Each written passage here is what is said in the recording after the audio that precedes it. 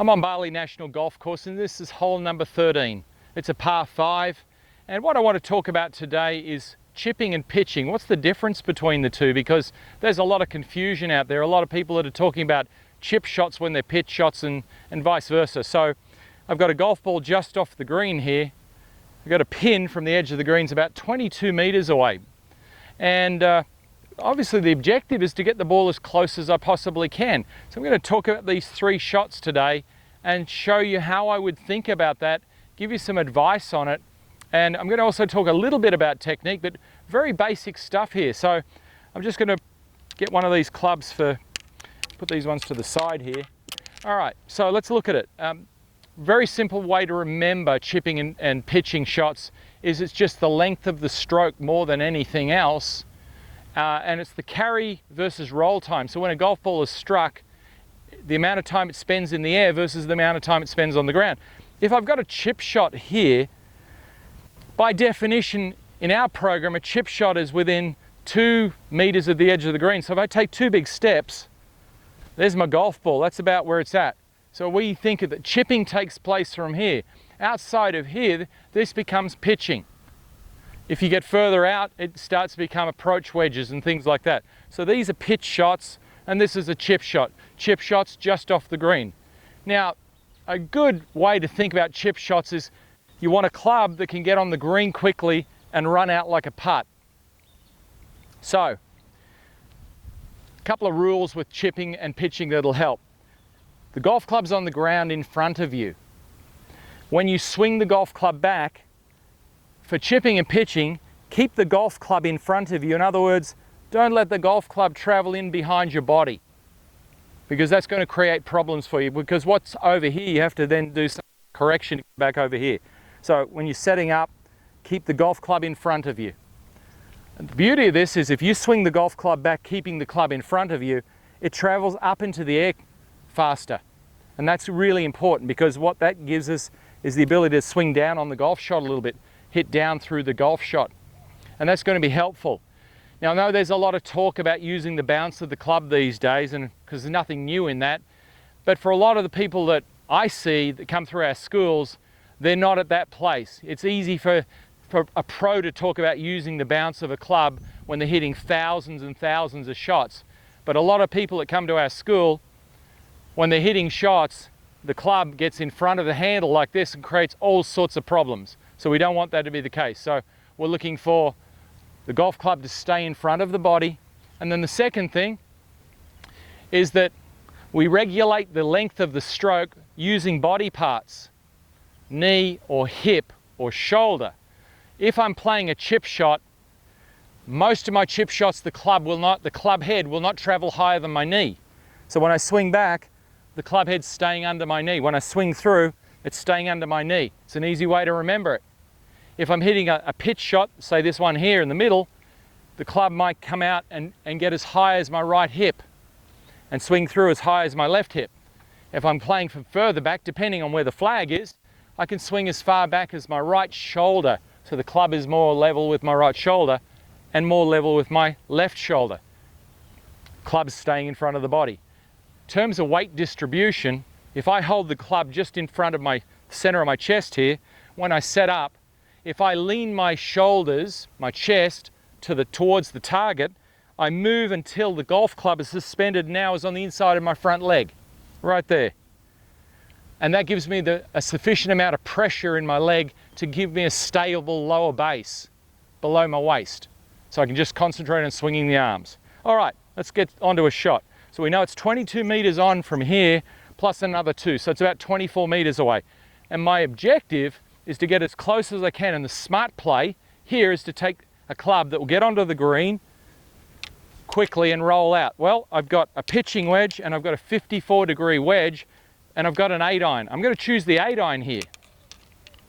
Why? Because it's a little bit less lofted and it'll get on the green quickly and then run out. Now, I'm on a slight upslope, so the reason I chose an 8-iron is because it's not really an 8-iron on an upslope. If this is the loft of the club, when we put it on a slope, it's got a little bit more loft, so it'll just help it to get on the green. What I want to do is land it somewhere here, anywhere inside here. I just want to get it run out from a landing area here. So it's going to travel up, land here, run out to there. Let's see how we go. So you're going to follow the rules that I talked about. Ball position for here is, because I'm slightly uphill, I'm going to play it about the middle of my stance. Remember, the club's going to stay in front of me. I'm going to tilt my shoulders a little bit up the hill because I'm up on the upslope so that the club can swing through like this. So it may look to you like a bit of a putting stroke, and that's what we're looking for. Okay, let's have a look at the break here.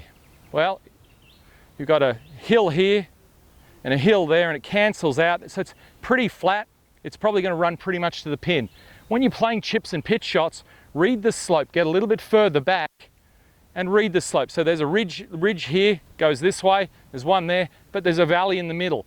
And then about 10 feet out from the hole, there's a ridge line that throws the ball that way a little bit. So I'm probably going to aim just a little right of center and let the ridge line take it back to the left.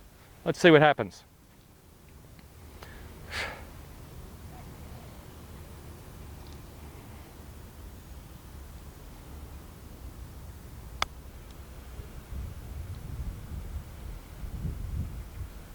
Here it comes. All right, it's just a little bit short, but the ball's reacted perfectly off the face. Landed really well. I could have hit it just a little bit harder. It's finished about 10 feet from the hole. Not too bad. I wouldn't say I'd be too satisfied with it, but you know what? It did what I wanted it to do. It flew low, it hit where I wanted it to hit, and it ran out just a little bit more force, and it would have been next to the hole, and it did break back, so I read the slope pretty well. So let's move on to the next one. Okay, a little bit further away, and we're about from the edge of the green. We know this is 22 here. 1, 2, 3, 4. So we're about 4 meters off the green. So I'm going to go with my pitching wedge here. Pretty much do the same thing. Still slight upslope. Now there's not a lot of grass here, it's quite bare. So I want to get pretty good contact on it. And this is why I want to keep the club in front of me. I don't want to get it in behind me this way. Again, the line's going to be similar. Now from here, it's a pitch shot. So rule of thumb, simple rule of thumb, if I'm hitting a chip shot, it's about 30% carry through the air. Maximum carry is about 30% of the total distance, and the rollout 70. If I'm here, I can pitch it through the air a little bit more. So what I'm going to do here is probably pitch it about 40% of the distance and let it run out. Club's staying in front of me. Golf club won't travel higher than my right hip or my left hip. Probably going to be somewhere between my knee and my hip. See how we go.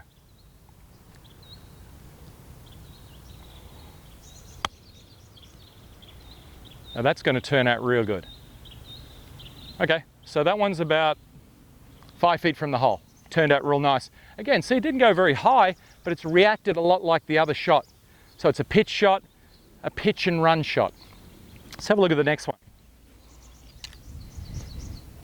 Grass is a little bit better here.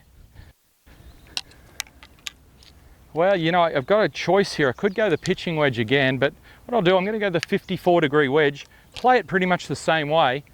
Now I'm out a little further, and here I'm probably looking at about the way the ball's responding on the green. I'm probably looking at something like carrying it about 50% of the distance. So let's have a look at the swing. So I think the golf club's going to now start to swing just above my hip, but probably not get to my shoulder. Same technique. Landed about 50% of the way. So this is a pitch shot, just a nothing fancy. Pitch shot.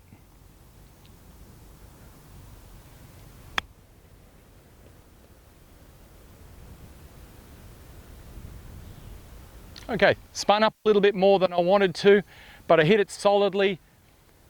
I was a little bit in between clubs there at 54. I probably got on 52 wedge just to get the run out, but you know, I'm pretty happy with those results. And that's what I want you to get from this lesson, to understand that one of the things I really want to encourage is for you to use different golf clubs, the tools in your bag, use different lofts to play different shots rather than getting around the greens and playing it with one convenient club. Go up to the shot, have a good think about it, then choose your club. This will give you a great many options that you won't have if you're just using one club. The whole idea, get it on the green and get it running out to the pin. So I hope that's helped you. to get some good information to work with chipping and pitching, to now know the difference. And if you want to know more and share some feedback with us on the lesson, do that below.